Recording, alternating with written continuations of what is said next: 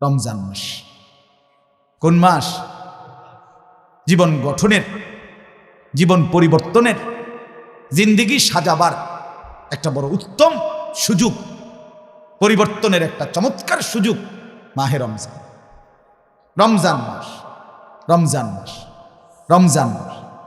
রোজা একটা বৈপ্লবিক মাধ্যম। রোজা, সিয়াম, সাওম এটা মানুষের জিন্দেগি অসাধারণ পরিবর্তন করে। অসাধারণ অসাধারণ পরিবর্তন করে। আল্লাহ তাআলা এর জন্য কোরআনুল কারীমে বলছেন, লাআল্লাকুম তাত্তাকুন, বান্দা এক মাসের রোজার মাধ্যমে আমি তোমাকে পুরা মুত্তাকি বানিয়ে দেব। আর মুত্তাকি হলে কি হবে? মুত্তাকি হলে সিধা জান্নাত, সোজা জান্নাত। উইদ্দাত লিল মুত্তাকিন, কোরআনে আল্লাহ স্পষ্ট বলছে জান্নাত বানানোই হয়েছে মুত্তাকিদের জন্য। কাদের জন্য? এক মাস ঠিক আমি আল্লাহর নিয়ম মতো পালন করবা, বিনিময়ে এক মাসের পরে এক চাঁদে শুরু করবা নিয়ম মানা, আরেকটা ঈদের চাঁদ উঠবে, জান্নাতের দিকে রওনা দিবে। এক মাস, 31 দিন না, 29 বা 30, এটা 30 দিনের ফাইল। ও অথবা 29 দিনও এলাই তারে, বাকি 31-এ যাইতো না, এর আগেই জান্নাত। মুত্তাকি হয়ে যায়। আল্লাহ বলে বানাবো তোমাকে, আমি ওয়াদা দিচ্ছি, আমি মুত্তাকি বানাই দেব। আমার দাদা, আমার আপন দাদা রমজানের আগে মসজিদের কাম শেষ করছে গ্রামে, আরো কিছুদিন আগে। তো রোজার মাসে রোজা রাখছে, সাধারণ মানুষ ছিলেন দাদা, সহজ সরল মানুষ। রমজানের ঈদের রোজা শেষ হয়েছে, ঈদের দিন ঈদের নামাজ পড়ে আইসা বুড়া মানুষ লাঠি ভর করে চলে। আমার চাচারে কইছে, আমি শ্বশুর বাড়ির যাব, তুই আমার একটা রিস্কায় নেবে। কসম আমার চাচা দিছে হাইসা, মিয়া বুড়া বয়সে আপনি শ্বশুর বাড়ির যাবেন? আপনি জান চলে না, আপনি কীর্তেন শ্বশুর বাড়ির যাবেন? আমার চাচা কথাটারে হাসি দিয়া ফেলে দিছে। আমার দাদায় মানছে না। আমার চাচতো বাইরে কইছে, এই চাচতো ভাই এখন বিদেশ থাকে। পরে বলছি ইদ্রিস চল দাদায় শ্বশুর বাড়ির যামু, কাছাকাছি তো আমি যামুই। এই কথা বলে লাঠি ভর করে চাচাতো ভাইয়ের হাতে ধইরা শ্বশুরবাড়ির দিকে রওনা দিছে। মাঝ পথে কতটুক গিয়া ঘুরাইয়া পড়ছে, সন্ধ্যাবেলায় দাদা খবরে চলে গেছে। ওই দিন সন্ধ্যায় দাদা মারা গেছে। দাদা শ্বশুরবাড়িতে গেছে। বুঝাইতে চাইলাম মাহে রমজান বড় মোবারক মাস। আমাদের প্রিয় নবী সাল্লাল্লাহু আলাইহি ওয়াসাল্লাম 23 বছরে কোনোদিন দুনিয়ার কোনো প্রয়োজনে আল্লাহর নবী সাল্লাল্লাহু আলাইহি সাল্লাম দুনিয়ায় বেঁচে থাকতে চান নাই, হায়াত চান নাই, কিন্তু শুধুমাত্র রমজান মাসের আগে 2 মাস আগে থাকতে রমজানকে পাওয়ার জন্য নবীজি হায়াত চাইতেন। আল্লাহ আমি আর কয়টা দিন বাঁচতে চাই, রমজান পর্যন্ত পৌঁছতে চাই, রমজান রে না দেখা এত কাছে এনে মৃত্যু দিয়েন না মাওলা, এতটা আকাঙ্ক্ষা করতে। অতএব মাহে রমজান আমাদের পরিবর্তনের। এই রমজানটা আপনারা যদি কদর করেন, রমজান মাসটাকে যদি একটু যত্ন নেন, যুবক ভাই আপনাদের পরিবর্তন দরকার, মাঝবয়সী বাবা চাচা আপনাদের পরিবর্তন দরকার। এই রমজানটাকে কদর করেন। রমজান মাসে 5 ওয়াক্ত নামাজ জামাতের সাথে পড়ার সিদ্ধান্ত নেন। যাদের সূরা, কেরাত, দোয়া, কালাম, অজু, গোসল, মাসআলা, মাসাইল, কোরআন শরীফ অশুদ্ধ, তারা ঠিক করার জন্য একটু চেষ্টা করেন, হিম্মত করেন। আমার বাপ, কোরআন শরীফ অশুদ্ধ হইলে আল্লাহ বলছে শাহরু রমাদান আল্লাযী উনজিলা ফীহিল কোরআন। অতএব কোরআন শরীফ অশুদ্ধ হলে, আপনার সূরা, কেরাত, দোয়া, কালাম অশুদ্ধ হলে কোনো নামাজ কবুল হয় না, কোনো নামাজ কবুল হয় না। অতএব আপনাদের কাছে অনুরোধ, মাহে রমজানকে কাজে লাগান। সেহরির ওয়াক্তে 2-4 রাকাত, 6 রাকাত, 8 রাকাত নফল নামাজ পড়েন। প্রতিদিন রমজান মাসকে কদর করে 20 রাকাত পূর্ণ তারাবি পুরা মাস যত্নের সাথে আদায় করেন। 20 রাকাত তারাবি, তারাবি নামাজ 20 রাকাত, তারাবির নামাজ শুধুই 20 রাকাত। 8 রাকাত বলতে কোনো তারাবি নেই, 8 রাকাত নফল নামাজ, 8 রাকাত তাহাজ্জুদের ওয়াক্তে, 8 রাকাত রাত্রিকালীন নামাজ। কোনোভাবেই 8 রাকাত কোনো তারাবি হয় না, হতে পারে না। তারাবি 8 রাকাত বলতে নাই, এটা আপনি তর্ক করেন না, ফেসবুক থেকে বুঝতেন যায়েন না, ইউটিউব থেকে বুঝতে যায়েন না। হযরত ওমর রাদিয়াল্লাহু তাআলা আনহুর মতো সাহাবী রাসূলুল্লাহ সাল্লাল্লাহু আলাইহি সাল্লামকে চোখে থেকে মৃত্যু পর্যন্ত নবীর সোহবত প্রাপ্ত সাইয়্যিদানা ওমর, এত বড় আমিরুল মুমিনিন, যার 10.5 বছরের খেলাফত আমলে উনি সাহাবায়ে কেরামকে নিয়ে শত শতবার, হাজার হাজার বার 20 রাকাত পূর্ণ তারাবির নামাজ আদায় করেছেন। 1450 বছর পরে আইসা কোন বুদ্ধিজীবী পণ্ডিত যে নামেই হোক, সে যদি বলে সাহাবায়ে কেরামের সেই আমল সঠিক ছিল না, এটা অহংকার, এটা অধ্যত্ত, এটা সীমা লঙ্ঘন ছাড়া আর কিচ্ছু হইতে পারে না বেটা, এটা বাড়াবাড়ি বেটা। 1450 বছর পরে আইসা ওমরকে সবক দাও তুমি, সাহাবীদেরকে শিখাও তুমি, পণ্ডিতের জায়গা পাও না। এজন্য 20 রাকাত পূর্ণ তারাবি পড়বেন, বলেন ইনশাআল্লাহ। পূর্ণ গুনাহ মুক্ত জীবনটা, অন্যায়, অশ্লীলতা, বেহায়াপনা, নাচ গান, নর্তকীর ছবি, জিনা, ব্যভিচারের দৃশ্য, হারাম উপার্জন, হারাম রোজগার, মানুষকে ঠকানো, এটার থেকে ফিরেন, এটার থেকে মুক্ত করেন। 1 মাস কষ্ট করেন, 1 মাস। আরে বাপ, মানুষ তো চিকিৎসার জন্য 2 মাস 6 মাস হসপিটালে পড়ে থাকে, চিকিৎসার জন্য কত কিছু কন্ট্রোল করে, শরীরটা সুস্থ রাখার জন্য 30 বছরের পছন্দের মিষ্টি ছেড়ে দেয়, 40 বছরের নিয়মিত চিনি দিয়ে চা খাইতো, দুধ চা, সেটা ছেড়ে দিল, কত কিছু ছেড়ে দিলেন আল্লাহর জন্য, নিজের ভালোর জন্য, নিজের আখিরাতের জন্য, নিজের পরকালীন মুক্তির জন্য। গুনাহ ছেড়ে দিলে অসুবিধা কি? অসুবিধা কি? আল্লাহ তাআলা আমাদেরকে বুঝার তৌফিক দান করেন। আমি মুআজ্জাজ মুহতারাম হাজিরিন, সবার কাছে বিনীত অনুরোধ, কোরআন সুন্নাহর আলোকে এ কথা স্পষ্ট যে ওলামায়ে কেরাম আল্লাহর কথা, দ্বীনের কাজে যিনি যতটা বেশি কাছে আসবেন, এগিয়ে আসবেন, একেবারে বাস্তব সত্য কথা হলো যে তিনি তত বেশি উপকৃত হবেন। এটাই সত্য। যারা যত দূরত্বে বসছেন ততটা পিছনেই বসছেন। নজরের কাছে বসলে বরকত বেশি। মানুষের, ওলামায়ে কেরামের, আমাদের সমস্ত বুজুর্গানে দ্বীনের কথা এটা। ওলামায়ে কেরামের নজরে, হাতের স্পর্শে, হৃদয়ের স্পন্দনে মানুষের পরিবর্তন হয়।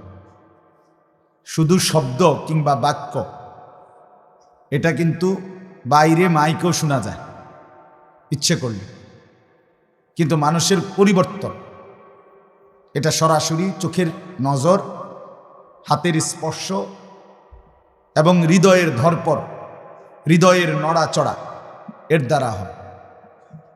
যেন আমার অনুরোধ, শ্রোতা কম মনে হোক, আপনারা হিম্মত করে, অনেক নওজোয়ান ভাই আছেন, মাঝবয়সী বাবা চাচারা আছেন, একটু কষ্ট করে হলেও নড়ে চড়ে আরেকটা বার হিম্মত করে কাছে আসে বসে, ভালো হবে। একটু অসুবিধা হবে, শুধু জুতাটা লং লাগবে, জুতা রাইখে আইসেন না, এই রিস্ক নিয়েন না। নিজের জুতা নিজেই হাতে নিয়ে কষ্ট করে, মেহেরবানি করে, আন্তরিকতা নিয়ে জমে বসেন, সওয়াব বেশি পাবেন, সওয়াব বেশি পাবেন। যারা যতটা বেশি জমে বসলেন, আল্লাহর দিকেই এগিয়ে আসলেন, দেখেন আল্লাহর পথে, আখিরাতের পথে, নেকি অর্জনের পথে 1 সুতা আগাইলেও আপনার পরকালের লাভ বেশি। আমরা হাদিসে পড়ছি, নবী সাল্লাল্লাহু আলাইহি ওয়াসাল্লাম স্পষ্ট বলেছেন, মান রাআ ফুরজাতান ফাজালাসা ফিহা ফাকাদ আওয়া ইলাল্লাহ। যে ব্যক্তি কোনো দ্বীনি মজলিসে ফাঁকা জায়গা দেখল, অতঃপর নিজে সে পূরণ করে বসলো, একেবারে বুখারীর রিওয়ায়াত, নবীজি বলেন সে আল্লাহ তাআলার ঠিকানায় পৌঁছে গেল। আমার ছাত্র জীবনে আমি সারা জীবন দেখছি প্রথম বেঞ্চে বসার গুরুত্ব, প্রয়োজনীয়তা বেশি। আমরা একেবারে জীবনের প্রথম মাদ্রাসায় 4র্থ শ্রেণীতে ভর্তি হয়েছিলাম, নোয়াখালী লক্ষ্মীপুর টুমচর মাদ্রাসায়, আমার জীবনের প্রথম মাদ্রাসায় ভর্তি। ইয়াজদাহুম বলতাম আমরা। তখনও দেখছি আমরা ছোটবেলায়, আমরা বোর্ডিং ঘরে থাকতাম, মাদ্রাসার ক্লাসরুম আলাদা ছিল, তো দারোয়ান কখন আসে সকালবেলা 8:30, 9টার, 9:30 আগে আগে তাকায়া থাকতাম। দারোয়ান দরজা খুলতে দেরি, একটা দৌড়ে বই নিয়ে আইসা সামনের বেঞ্চে জায়গা নিতাম। মানে এটা একটা সাধনা ছিল যে সামনের বেঞ্চে বসতে হবে। এই জন্য সামনে বসার দ্বারা অনেক ফজিলত, অনেক মর্যাদা, অনেক বিশেষ। ওই যে দেখেন চেয়ার কোথায় দিছে, ওই মাথার চাষা, ওনারা আমি কিভাবে দেখব বলেন? উনি তো আমারে দেখলো না, আমিও তো ওনারে দেখলাম না। শুধু বসা এটুকুই তো মূল উদ্দেশ্য না। মূল উদ্দেশ্য আল্লাহর কথা থেকে উপকৃত হওয়া। এমনি বসার সুযোগ তো বাড়ি ঘরেও আছে। এজন্য দয়া করে আরো আরো আরো একটু নড়েন, আপনারা ফাঁকা জায়গা পূরণ করে বসেন, সওয়াব হবে। চাচারা এদ্দুর আইছেন, আরেকটু আগান, আরেকটু হিম্মত করেন। আহা, নেকির গুরুত্ব বুঝবেন বাপ। আজকে তো মনে হয় না না, কোরআনুল কারীমে কথা স্পষ্ট আছে। বহু মানুষ কিয়ামতের ময়দানে আফসোস করে বলবে, ইয়া লাইতানি কদ্দামতু লি হায়াতি, হায় যদি আমি আমার হায়াতে, আমার জীবনে আজকের এই আখিরাতের জন্য আরো কিছু নেকি পাঠাতাম, কিছু সওয়াব জমা করতাম, কতই না ভালো হতো, কতই না ভালো হতো। আমরা কিতাবে পড়ছি, আমার শায়েখের জবানেও শুনছি, আল্লামা মুফতি মুশতাকুন নবী কাসিম একবার সুবহানাল্লাহ বেশি বলছে যে লোকটা, তার জান্নাত। আর একবার সুবহানাল্লাহ, সব আমল বরাবর, শুধু একবার সুবহানাল্লাহ বেশি, একজনের কম। এই একবার সুবহানাল্লাহ বেশি বলার ব্যবধানে অনেক বড়, অনেক বেশি আসমান জমিন জান্নাতের মর্যাদার মধ্যে ব্যবধান। আমার ভাই, হাতে ধরা যাদের মোবাইল, এগুলো নামান, হাতে ধরে মোবাইল এগুলো নামান। আমি বললাম আমি আবার ধমক দেব, উঠাই দেবো একদম। হাতে ধরে মোবাইল ধরে রাখলে ফায়দা হয় না। চেহারার দিকে তাকান, এমনি শুনেন। আরে দোস্ত, মোবাইলে অনেক কিছুই আছে, জিন্দিগিতে দরকার। মোবাইলে নাই এমন কিচ্ছু নাই এখন। ফেসবুক, ইউটিউব, এগুলোতে কোটি কোটি বয়ান আছে, লক্ষ লক্ষ বয়ান। ওরা তো এমন সিস্টেম কৌশলে করে দিছে যে এটা তারা দেয় না, বরং জনগণ দেয়, বরং জনগণরা আরো টাকাও দেয়। ফলে মানুষ যা পাইতেছে সব এটার ভিতরে পাঠাইতেছে, দিতেছে। এজন্য আমার জিন্দিগি দরকার, আমার জিন্দিগি দরকার, নিজের মধ্যে পরিবর্তন দরকার। জিন্দিগিটা যদি নড়াচড়া না করে, জীবনটার মধ্যে যদি কোনো পরিবর্তন না আসে, কি হলো বাপ? একজন মুমিন এক অবস্থায় জমে থাকে না, জমে থাকতে নাই। আমরা কিতাবে পড়ছি, জমে থাকা পানি নষ্ট হয়ে যায়, গন্ধ ছোটে। জমাট পানি, প্রবাহিত পানি, যে পানি চলে আসা যাওয়া করে, ওই পানি গন্ধ হয় না, দুর্গন্ধ ছোটে না। এজন্য মুমিন জমাট থাকে না। মুমিন প্রতিদিন, প্রতিনিয়ত আল্লাহর ইবাদতের দিকে আগ্রহী হয়, প্রতিদিন নেকি বাড়ায়, প্রতিদিন গুনাহ কমায়। এটাকে বলে ইমান। প্রতিদিন আগায় সে, প্রত্যেক দিন আগাইতে হবে, সামনে বাড়তে হবে। ওয়ালতানজুর নাফসুম মা কদ্দামাত লিগাদ। আল্লাহ তাআলা বলে প্রত্যেকটা মানুষ যেন লক্ষ্য করে। ওই ছেলেরা, একদম কথা বলবেন, একটা কথা বলবেন, সাবধান, একটা শব্দ করবে না, উঠাই দেবো সব দিবেন। খামখেয়ালি করলে হবে না। তো প্রতিটা আয়োজন অনেক কষ্টের, আপনারা জানেন। এই একটা মাহফিল এখানে মিলাইয়া আনতে গিয়ে আয়োজকদের জান শেষ। এখন মনে হয় লাইট জ্বলতেছে, প্যান্ডেল চলতেছে, এখনই না এটা মনে হইতেছে, কিন্তু এর পেছনে দুইটা পাও একত্রে থাকে না। আমরা গতকালকে আমাদের সম্মেলন হয়েছে কাবিলা, মানে উঠতে নামতে একবার নিচে, একবার উপরে, একবার হেনে দৌড়া, একবার হেন্দে দৌড়া, একবার হেন্দে দৌড়া। রীতিমতো প্রতিটা মাহফিল যেই করে, যেখানেই করে, আমার বাপ অনেক কষ্ট করে করে। সময় মেনটেন করা, এই ব্যানার, পোস্টার, হ্যান্ডবিল, প্রচার, প্রচারণা, মেহমানদারি, আপ্যায়ন, ওলামায়ে কেরামকে যথাসময়ে আনা, ঠিকমতো দাওয়াত দেওয়া, ওনাদের সাথে যোগাযোগ করা, বহুমুখী ঝামেলা। এত কিছুর মাকসাদ তো আমাদের হৃদয়ের পরিবর্তন। আমাদের জিন্দিগির যদি কিছুটা পরিবর্তন না হয়, বিবেকটা যদি একটু নড়াচড়া না করে, হৃদয়টা যদি একটু নড়ে না ওঠে, বাপ কি ফায়দা হল বলেন? ইনসাফ কি বল?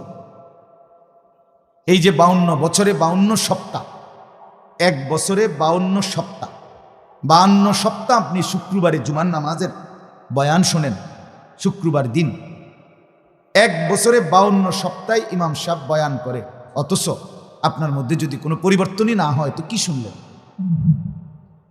কি শুন? 60 বছর বয়স আপনার, তো আজও আপনি বিড়ি সিগারেট খান, তাহলে আপনি যে কত বছর ধরে বিড়ি খাইতেছেন? 30 বছর, 40 বছর। একজন মুসলমান এতদিন লাগাতার গুনাহ করতে থাকে, এটা উচিত? যার ঘরে আজকে 20 বছর ধরে প্রতিদিন রঙিন টেলিভিশন চলে, স্ত্রী সন্তান ছেলে মেয়ে, আপনার বিবি বাচ্চা, প্রতিদিন আপনার ঘরে নাচ গান নর্তকীর ছবি, জিনা ব্যভিচারের দৃশ্য, নাটক সিনেমা দেখতেছে টেলিভিশনে, এভাবেই উচিত? এটাই কথা? আপনি এদেরকে বদলাবেন না, আপনি এদেরকে ফিরাবেন না? এদের আখেরাত নাই? এরা প্রতিদিন এভাবে টেলিভিশন দেখতে দেখতে একদিন কবরে চলে যাবে। বলেন, 16 বছরের ছেলেটা যার ঘরে মেয়েটা খোদার 365 দিন এক বছরে কোনো দিন ফজরের নামাজ পড়লো না, সে কি আর কোনোদিন ফজরের নামাজ পড়বে না? তাইলে কথা বলেন না বাপ?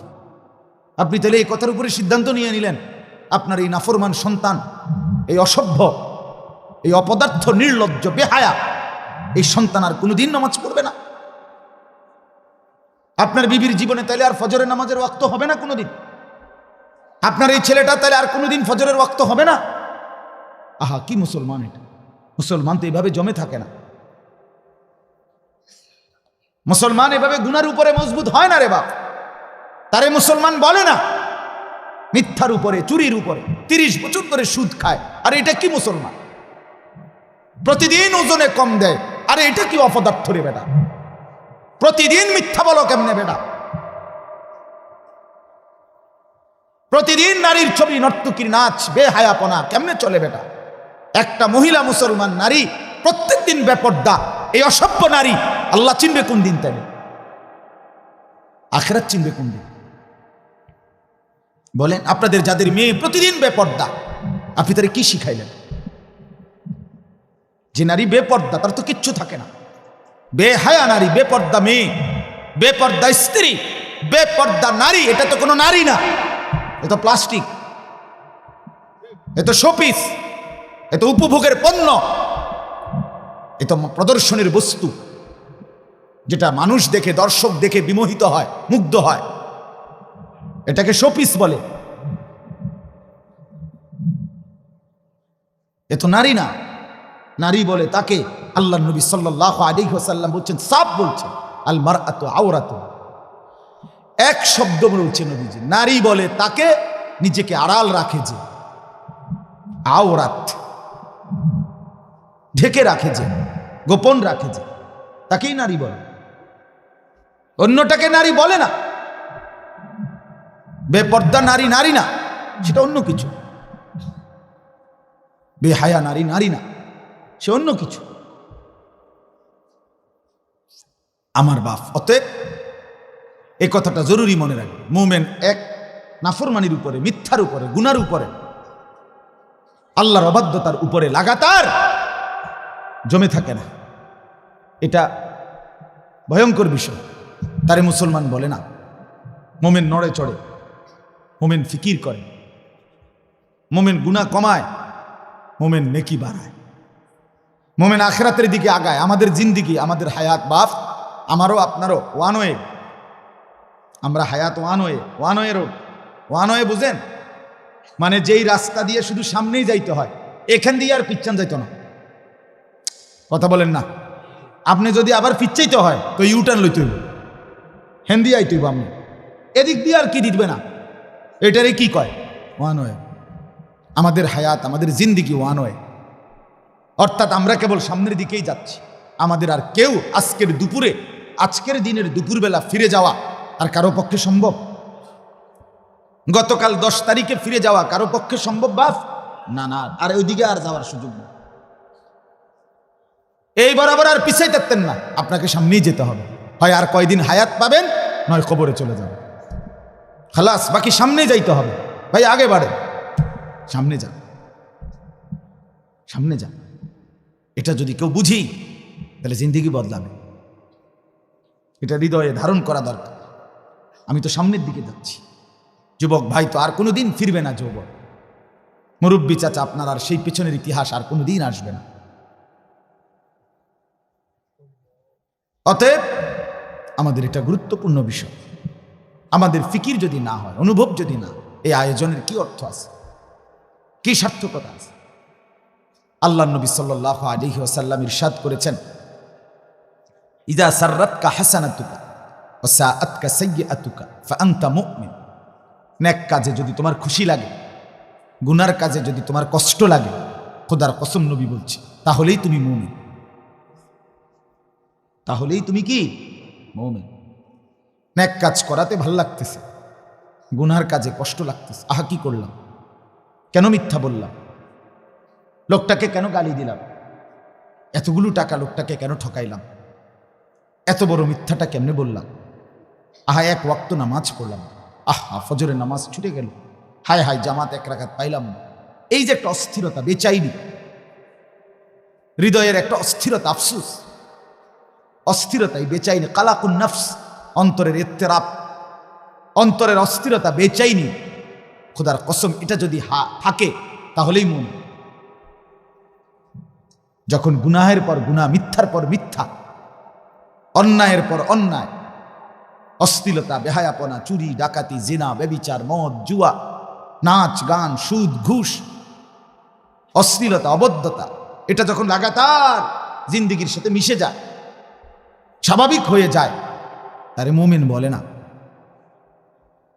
তারে ইমানদার বলে না রে বাপ। এটাই সত্য, এটাই বাস্তবতা।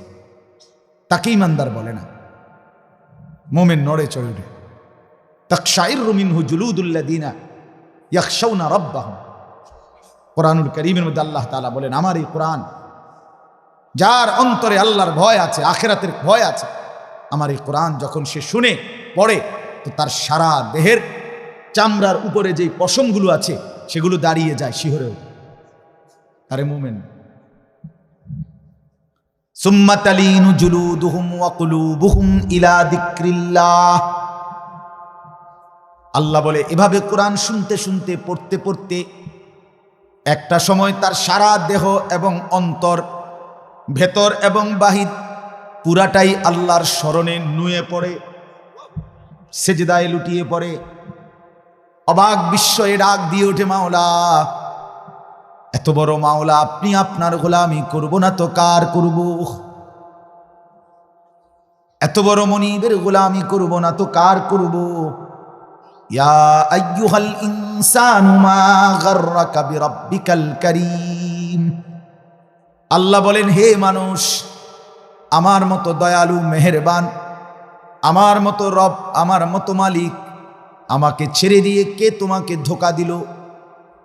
আমাকে বাদ দিতে কে তোমাকে প্ররোচিত করল? কি এমন পেয়ে বান্দা আমাকে ছেড়ে দিলে? সে কোন বন্ধু, যে বন্ধুকে পেয়ে আজকের সারাদিনে এক ওয়াক্ত নামাজের সেজদা দিতে পারলা না?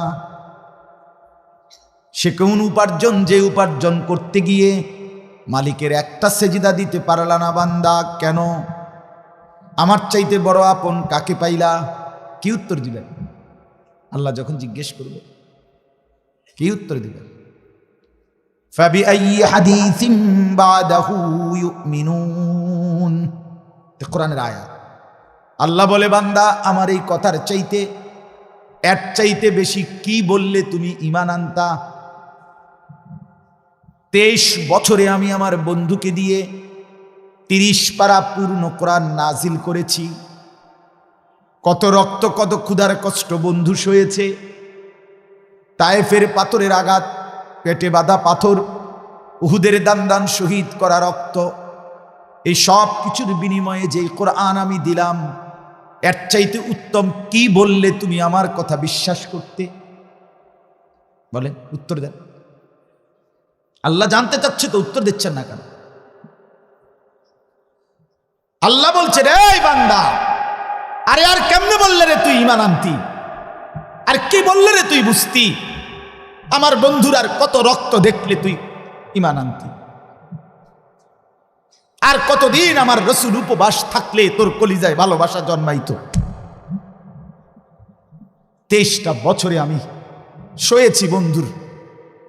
নবী সাল্লাল্লাহু আলাইহি ওয়াসাল্লাম তায়েফের ময়দানে যখন পাথরের আঘাতে রক্তাক্ত, সারা দেহ রঞ্জিত, হযরতে যায়েদ ইবনে হারেসা নবীজির পালক পুত্র সাথে ছিলেন।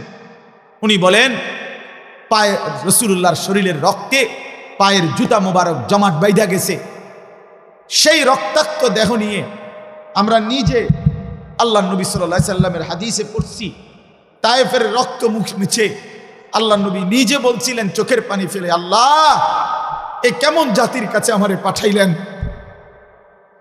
যে জাতি আপনার দিকে ডাকার বিনিময়ে এইভাবে পাথর মারলো আমারে।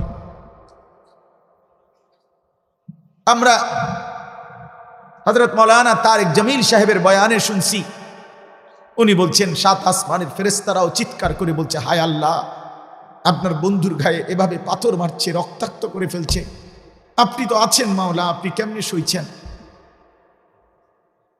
নবীজি পেটে পাথর বাঁধছে তো আল্লাহ কেমনে সইছে? উহুদের দান শহীদ রক্তে ভাসছে, জমিন ভেসেছে তো আল্লাহ কেমনে সহ্য করছে? এত কিছুর বিনিময়ে, এত কোরবানি ত্যাগের বিনিময়ে, দিবানিশি এই পরিশ্রমের বিনিময়ে 23টা বছর খোদার কসম আল্লাহ নবী সাল্লাল্লাহু আলাইহি ওয়াসাল্লাম, সমস্ত ঐতিহাসিকদের হিসাব এটা, নবী সাল্লাল্লাহু আলাইহি সাল্লাম ঘরে বিছানায় ছিলেন যতক্ষণ, তার চাইতে বেশি, কয়েক গুণ বেশি আল্লাহ নবী সাল্লাল্লাহু আলাইহি সাল্লাম ঘোড়ার পিঠে মানুষের দাঁড়ে দাঁড়েই ছিলেন বেশি। কবি ইধার কবি উধার, কখনো এদিকে কখনো সেদিকে, কবি জমি পর কবি আরশ পর, কখনো নিচে কখনো উপরে, কবি দর বদর, কখনো মানুষের দুয়ারে দুয়ারে, বলতেই থাকছে, বলতেই থাকছে, ছুটছেন তো ছুটছেন। খন্দকের যুদ্ধ 2 মাস লাগাতার, যেই যুদ্ধে নবী পেটে পাথর বাঁধছিলেন, যেই যুদ্ধে 3000 সাহাবীকে নিয়ে মাটি খনন করছিলেন, যেই যুদ্ধে সাহাবায়ে কেরাম একটা খেজুর 4 জনে 6 জনে ভাগ করে পানিতে ভিজাইয়া চুবাইয়া চুবাইয়া খাইছিলেন, যেই যুদ্ধে খেজুরের আঁটি, খেজুরের দানা ভাঙ্গা গুড়া গুড়া করে পাউডার বানাইয়া খাইছিলেন, সেই খন্দকের যুদ্ধে 2 মাস লাগাতার ক্ষুধার্ত যুদ্ধের ময়দান থেকে ফিরে আসার পর জোহরের নামাজের ওয়াক্তে নবীজি মসজিদে আসছে, নববীতে মদিনায়, সমস্ত সাহাবীদেরকে নিয়ে বসছে নামাজ পড়ে, মাত্র মসজিদে, এখনো ঘরে যায় নাই। আল্লাহর কসম আমরা নিজে কিতাবে পড়ছি হাদিস, হযরত জিবরাইল আলাইহিস সালাম আসছে, আয়েশা বলতেছে, ইয়া রাসূলুল্লাহ, যুদ্ধ শেষ? নবীজি বললেন, হ্যাঁ, যুদ্ধ শেষ, আল্লাহ আমাদেরকে বিজয় দিছে, আমরা ঘরে ফিরছি, এইমাত্র মসজিদে আইলাম। হযরত জিবরাইল আলাইহিস সালাম বললেন, ইয়া রাসূলুল্লাহ, আল্লাহ তাআলা আমাকে এইমাত্র পাঠিয়েছেন, যুদ্ধ শেষ হয় নাই, আপনাকে এবং আপনার অনুসারীদেরকে বলছে এক্ষুনি রওনা দিতেন, বনু কুরাইজা ইহুদি গোত্রে আক্রমণ করতে হবে, এখনই আবার যুদ্ধ করতে হবে, আমি যাচ্ছি, আপনি আসেন। কসম আল্লাহ। আল্লাহর নবী সাথে সাথে দাঁড়িয়ে গেলেন, দাঁড়িয়ে বললেন, সাহাবীরা, তোমরা যে যে অবস্থায় আছো এক্ষুনি রেডি হয়ে আসরের নামাজ গিয়া বনু কুরাইজায় পড়বে। খামখেয়ালি কথা মিয়া, গল্প শোনা তো আমার জন্য সহজ, আপনার জন্য সহজ, বাস্তবতা কতটা কঠিন, বাস্তবতা কতটা কঠিন। এত কষ্ট, এত কুরবানি, এত ফিকির, এত মেহনত বিনিময় ইসলামটাকে আমরা কি বুঝলাম? যার যার মন মতো, যার যার খামখেয়ালি, যার যার খেয়াল খুশি, নিজের মন মতো ব্যাখ্যা, এটা উচিত না। আপনাদের কাছে আমার বিনীত অনুরোধ, আমার প্রথম কথা হলো, আমি একটা কোরআনুল কারীমের সূরা বাকারার 185 নম্বর আয়াতের অংশ বিশেষ তেলাওয়াত করছি। এই আয়াতটাকে সামনে রেখে আমি মূল কথাটা যাব, আমি অল্প একটু সময় কথা বলবো। আর আমার মুরব্বীরা সবাই কথা বলছেন, আমার শায়েখ আল্লামা মুফতি মুশতাকুর নবী কাসেমি কথা বলছেন, আমার বাংলাদেশের শ্রেষ্ঠ বুজুর্গ, এদেশের লক্ষ আলেম, শত শত আলেম, হাজার হাজার আলেম, যার হাতে বায়াত, যার হাতে মুরিদ, এই যিনি এতক্ষণ কথা বলছেন ফুলছোয়ার হজরত আল্লামা মুফতি আবু সাঈদ দামাত বারাক, উনি কত বড় মাপের মানুষ, কত বড় আলেমে দ্বীন, কতটা বড় আল্লাহওয়ালা বুজুর্গ। আপনারা কেউই সাধারণ মুসলমান, আপনারা যারা জেনারেল, আপনারা আত্মস্থ করা আন্দাজও করতে পারবেন না, জানেন না। আপনারা মাঠের বক্তা তো অনেক, সুর হাঙ্গামা পরিচিতি অনেক কিছু থাকতেই পারে, কিন্তু শোনার মানুষ যারা, আলোকিত মানুষ, এই হুজুর একমাত্র বাংলাদেশে যার ব্যাপারে ওলামায়ে কেরামের মহলে প্রসিদ্ধ যে উনি এমন এক ব্যক্তি যিনি মিনিট সেকেন্ড গুইনা হিসাব করেছেন। সেকেন্ড সেকেন্ড কসম, মিনিট না, সেকেন্ডটা পর্যন্ত হিসাব করা হয়।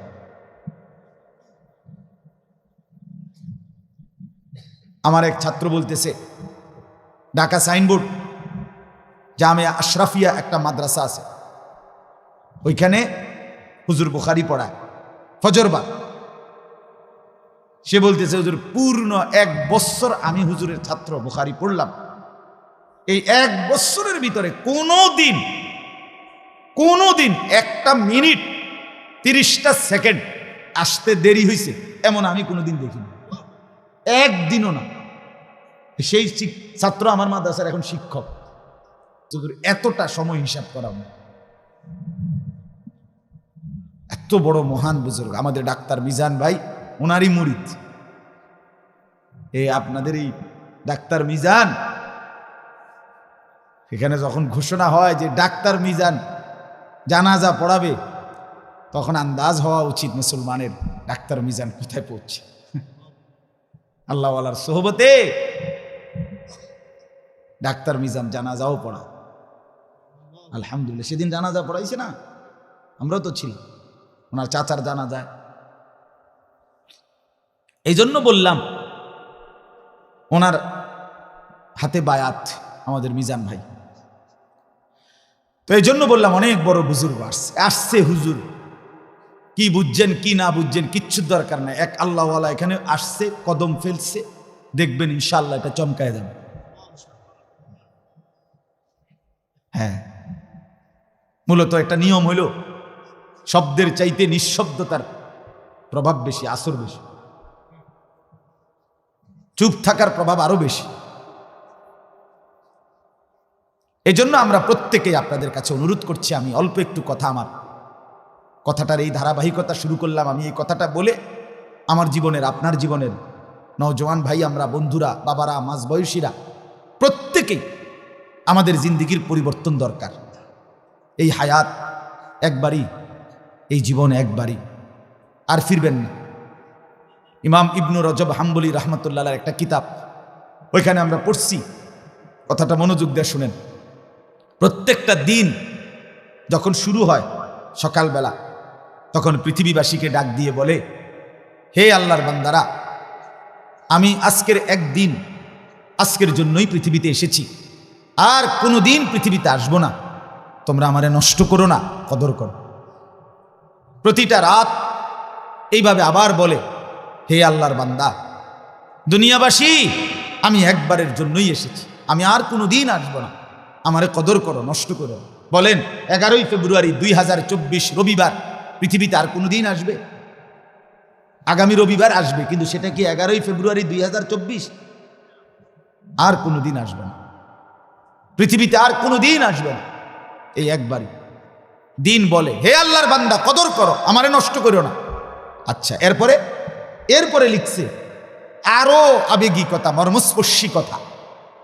যখন সারাটা দিন শেষ হইয়া সন্ধ্যা হইতে লাগে, কথাটা খেয়াল করেন, সন্ধ্যা হইতে লাগে, সূর্য ডুবে যাবে, মনে করেন আসরের পর, এর একটু পরে সূর্য ডুবে যায় না, তখন আইসা এই দিন, সারা দিনটা অসংখ্য আল্লাহর বান্দাকে ডেকে বলে, এই আল্লাহর বান্দা, আমি তো চলে যাচ্ছি রে, আমি তো আর আসবো না, আমি তো ডুবে যাচ্ছি, আমি চলে যাচ্ছি, আমারে বুঝি সারাটা দিন বিনা আমলে এমনি ছেড়ে দিলি না, আমি বুঝি এমনি এমনি চলে যেতাম।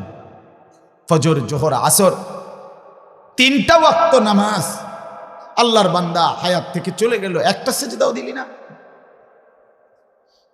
আমি এমনি চলে যেতাম।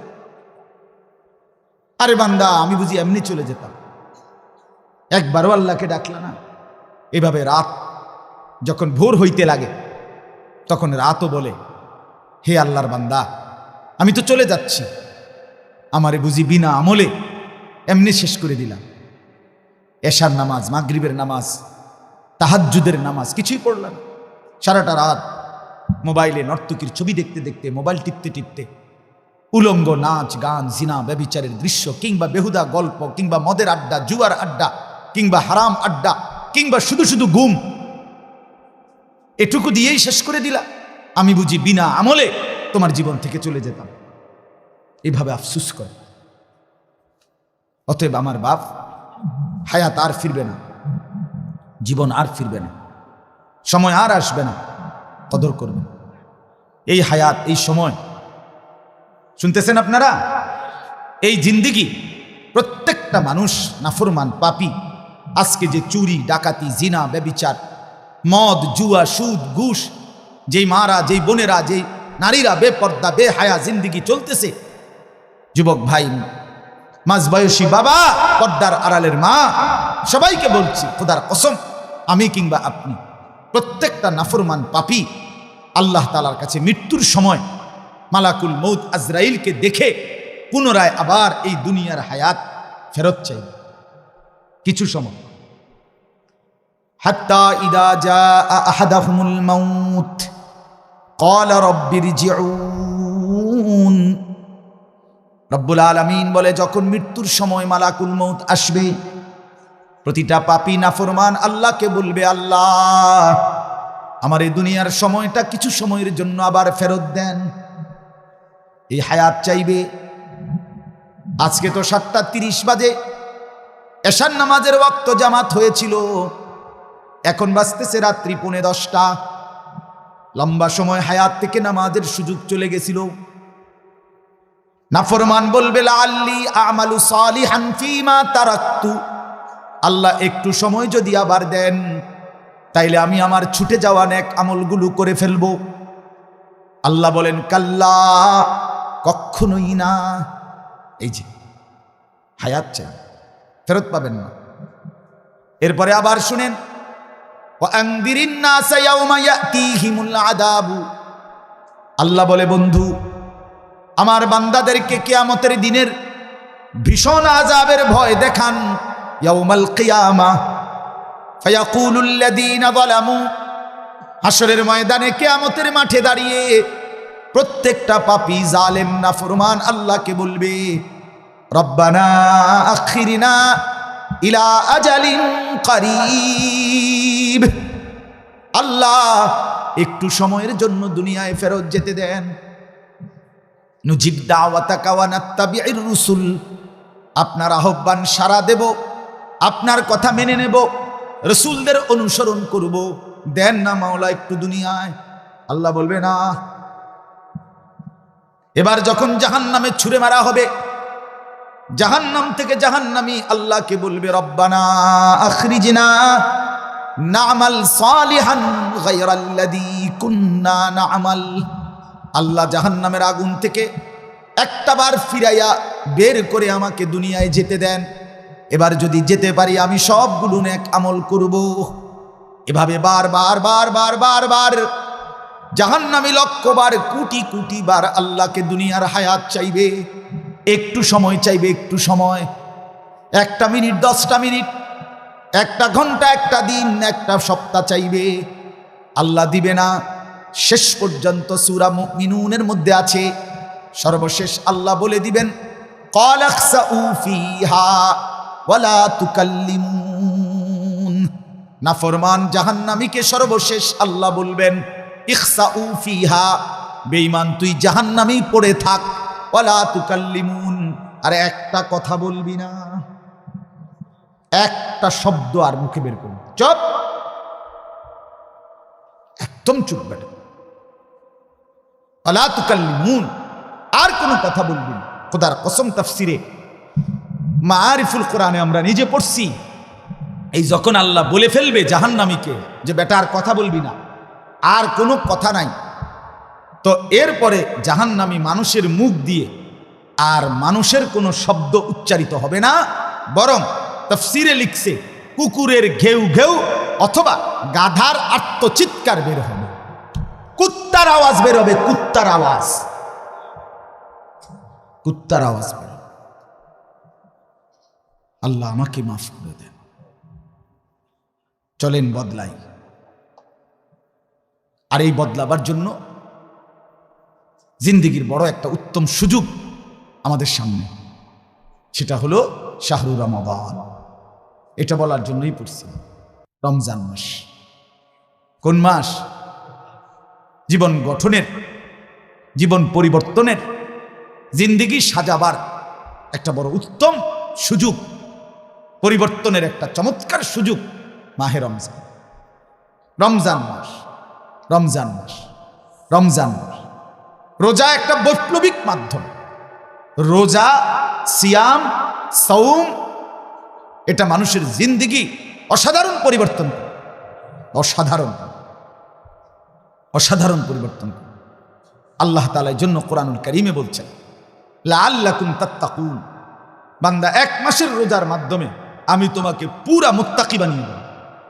আর মুত্তাকি হলে কি হবে? মুত্তাকি হলে সিধা জান্নাত, সোজা জান্নাত। উইদ্দাত লিল মুত্তাকিন, কোরআনে আল্লাহ স্পষ্ট বলছে জান্নাত বানানোই হয়েছে মুত্তাকিদের জন্য। কাদের জন্য? এক মাস ঠিক আমি আল্লাহর নিয়ম মতো পালন করবা, বিনিময়ে এক মাসের পরে এক চাঁদে শুরু করবা নিয়ম মানা, আরেকটা ঈদের চাঁদ উঠবে, জান্নাতের দিকে রওনা দিবে।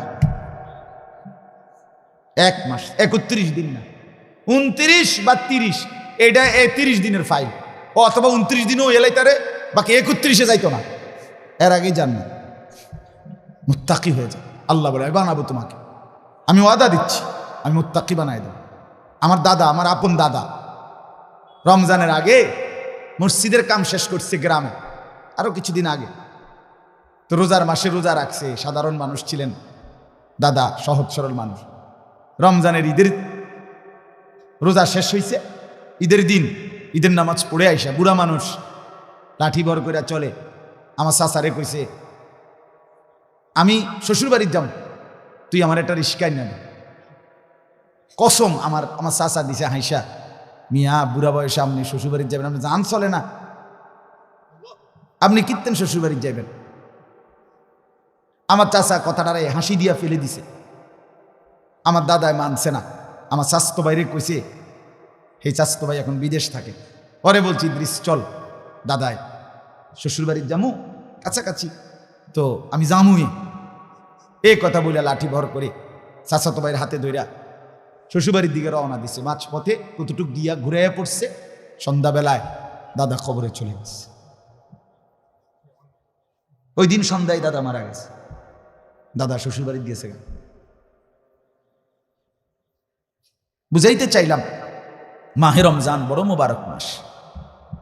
আমাদের প্রিয় নবী সাল্লাল্লাহু আলাইহি ওয়াসাল্লাম 23 বছরে কোনোদিন দুনিয়ার কোনো প্রয়োজনে আল্লাহর নবী সাল্লাল্লাহু আলাইহি সাল্লাম দুনিয়ায় বেঁচে থাকতে চান নাই, হায়াত চান নাই, কিন্তু শুধুমাত্র রমজান মাসের আগে 2 মাস আগে থাকতে রমজানকে পাওয়ার জন্য নবীজি হায়াত চাইতেন।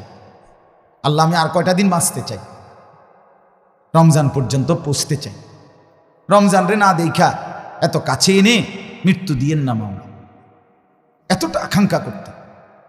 অতএব মাহে রমজান আমাদের পরিবর্তনের। এই রমজানটা আপনারা যদি কদর করেন, রমজান মাসটাকে যদি একটু যত্ন নেন, যুবক ভাই আপনাদের পরিবর্তন দরকার, মাঝবয়সী বাবা চাচা আপনাদের পরিবর্তন দরকার। এই রমজানটাকে কদর করেন। রমজান মাসে 5 ওয়াক্ত নামাজ জামাতের সাথে পড়ার সিদ্ধান্ত নেন। যাদের সূরা, কেরাত, দোয়া, কালাম, অজু, গোসল, মাসআলা, মাসাইল, কোরআন শরীফ অশুদ্ধ, তারা ঠিক করার জন্য একটু চেষ্টা করেন, হিম্মত করেন। আমার বাপ, কোরআন শরীফ অশুদ্ধ হইলে আল্লাহ বলছে শাহরু রমাদান আল্লাযী উনজিলা ফীহিল কোরআন। অতএব কোরআন শরীফ অশুদ্ধ হলে, আপনার সূরা, কেরাত, দোয়া, কালাম অশুদ্ধ হলে কোনো নামাজ কবুল হয় না, কোনো নামাজ কবুল হয় না। অতএব আপনাদের কাছে অনুরোধ, মাহে রমজানকে কাজে লাগান। সেহরির ওয়াক্তে 2-4 রাকাত, 6 রাকাত, 8 রাকাত নফল নামাজ পড়েন। প্রতিদিন রমজান মাসকে কদর করে 20 রাকাত পূর্ণ তারাবি পুরা মাস যত্নের সাথে আদায় করে। 20 রাকাত তারাবি, তারাবি নামাজ 20 রাকাত, তারাবির নামাজ শুধুই 20 রাকাত। 8 রাকাত বলতে কোনো তারাবি নেই, 8 রাকাত নফল নামাজ, 8 রাকাত তাহাজ্জুদের ওয়াক্তে, 8 রাকাত রাত্রিকালীন নামাজ। কোনোভাবেই 8 রাকাত কোনো তারাবি হয় না, হতে পারে না। তারাবি 8 রাকাত বলতে নাই, এটা আপনি তর্ক করেন না, ফেসবুক থেকে বুঝতেন যায়েন না, ইউটিউব থেকে বুঝতে যায়েন না। হযরত ওমর রাদিয়াল্লাহু তাআলা আনহুর মতো সাহাবী রাসূলুল্লাহ সাল্লাল্লাহু আলাইহি সাল্লামকে চোখে থেকে মৃত্যু পর্যন্ত নবীর সোহবত প্রাপ্ত সাইয়্যিদানা ওমর, এত বড় আমিরুল মুমিনিন, যার 10.5 বছরের খেলাফত আমলে উনি সাহাবায়ে কেরামকে নিয়ে শত শতবার, হাজার হাজার বার 20 রাকাত পূর্ণ তারাবির নামাজ আদায় করেছেন। 1450 বছর পরে আইসা কোন বুদ্ধিজীবী পণ্ডিত যে নামেই হোক, সে যদি বলে সাহাবায়ে কেরামের সেই আমল সঠিক ছিল না, এটা অহংকার, এটা অধ্যত্ব, এটা সীমা লঙ্ঘন ছাড়া আর কিচ্ছু হইতে পারে না বেটা, এটা বাড়াবাড়ি বেটা। 1450 বছর পরে আইসা ওমরকে সবক দাও তুমি, সাহাবীদেরকে শিখাও তুমি, পণ্ডিতের জায়গা পাও না।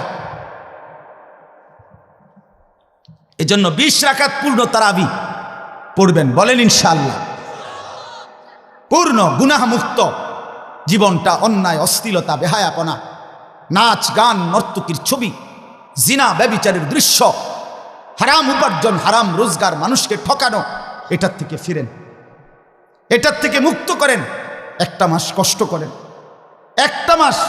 আরে বাপ, মানুষ তো চিকিৎসার জন্য 2 মাস 6 মাস হসপিটালে পড়ে থাকে, চিকিৎসার জন্য কত কিছু কন্ট্রোল করে, শরীরটা সুস্থ রাখার জন্য 30 বছরের পছন্দের মিষ্টি ছেড়ে দেয়, 40 বছরের নিয়মিত চিনি দিয়ে চা খাইতো, দুধ চা, সেটা ছেড়ে দিল, কত কিছু ছেড়ে দিলেন আল্লাহর জন্য, নিজের ভালোর জন্য, নিজের আখিরাতের জন্য, নিজের পরকালীন মুক্তির জন্য। গুনাহ ছেড়ে দিলে অসুবিধা কি? অসুবিধা কি? আল্লাহ তাআলা আমাদেরকে বুঝার তৌফিক দান করে।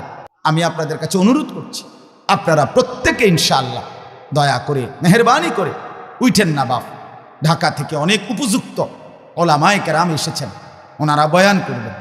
আমরা এলাকার হুজুর, আমি সাবের বাজারের হুজুর, বোঝেন, এলাকার হুজুর যে ডকের ডকের, তো এই জন্য আমি তো স্থানীয় হুজুর, আর এই মাদ্রাসা আমার মাদ্রাসা, এই মারকাজুত তাকওয়া এটা আমাদেরই মাদ্রাসা।